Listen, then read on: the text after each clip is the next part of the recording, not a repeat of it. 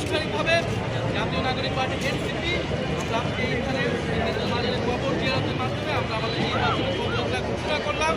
সারা বাংলাদেশের মানুষের প্রতি আমরা আহ্বান জানাচ্ছি, আপনারা দল দলীয় ঐক্যজোটকে বিজয়ী করুন, দল দলীয় ঐক্যজোটের মার্কাকে বিজয়ী করুন এবং জাতীয় নাগরিক পার্টি এনসিপি সারা দেশে 30 জন প্রার্থী রয়েছে, সেই 30 জন প্রার্থীকে সাপলা কলি মার্কায় বিজয়ী করে সংসদে পাঠান। সংসদে জাতীয় নাগরিক পার্টি এবং এনসিপি এবং দল দলীয় ঐক্যজোট আপনার সাধারণ মানুষের কথা বলবে, গণ অভ্যুত্থানের কথা বলে, সংস্কারের কথা বলবে, সার্বভৌমত্বের কথা বলবে।